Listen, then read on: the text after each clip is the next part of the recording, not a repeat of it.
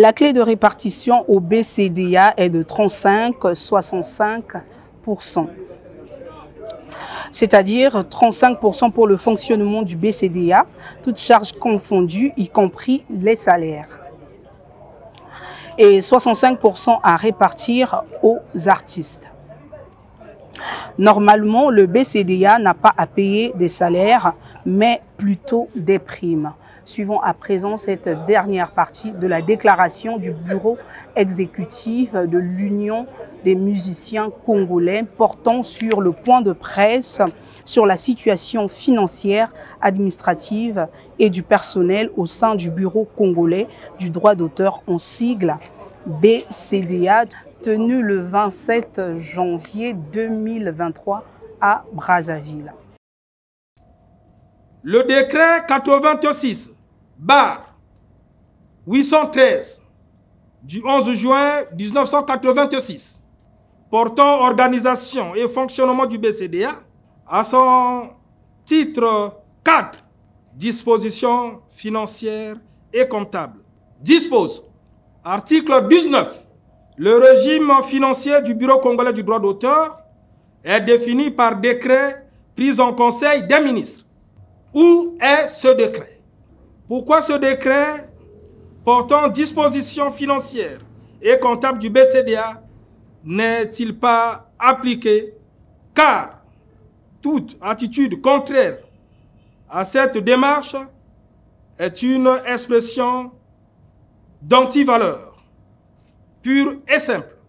La gestion du BCDA est simplement scabreuse et scandaleuse. Des charges fallacieuses, farfelues, sont souvent imaginées et celles-ci constituent la véritable raison de dilapidation et de spoliation des ressources du BCDA au détriment des intérêts des artistes musiciens. En illustration, voici quelques exemples.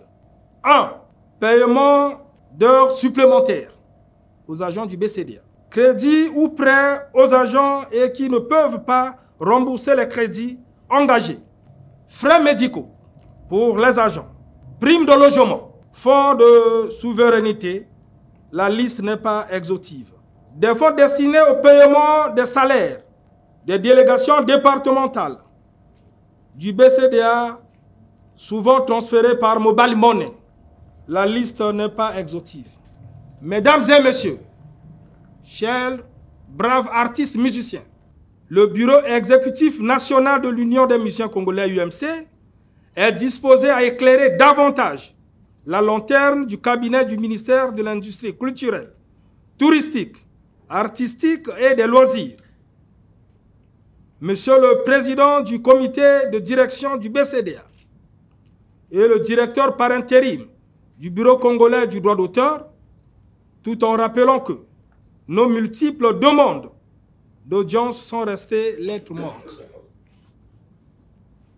Nous lançons un vibrant appel à l'endroit de Madame la ministre de l'Industrie culturelle, touristique, artistique et des loisirs, à Monsieur le Président du comité de direction, à l'endroit de toutes les autorités, qu'aucune répartition de droits d'auteur ni aucune opération de recouvrement de redevances de droits d'auteur auprès des usagers ne soit pratiquée sur toute l'étendue du territoire national avant que toutes ces questions ne trouvent de solution définitive. Avant de terminer, chers collègues, permettez-moi de vous rappeler plutôt, que la clé de répartition au BCDA est de 35% et de 65%, c'est-à-dire 35% pour le fonctionnement du BCDA, toutes charges confondues,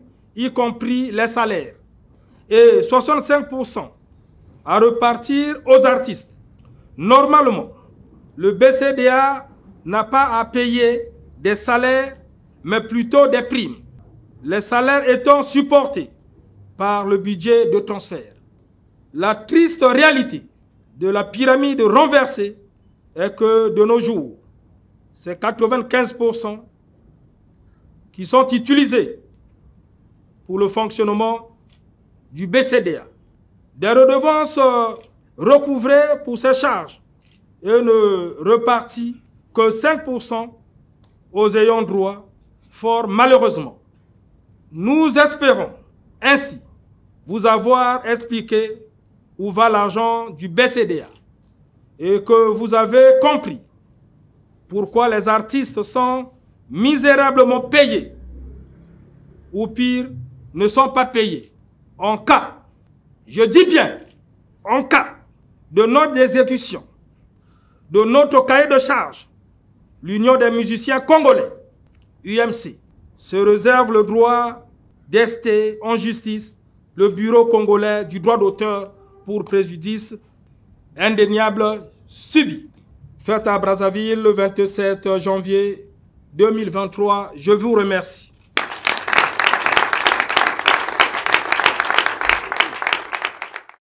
Nous tenons à remercier l'Union des musiciens congolais d'avoir porté leur choix sur la Congolaise 242 à couvrir cette déclaration. Je suis Sablèche Tima.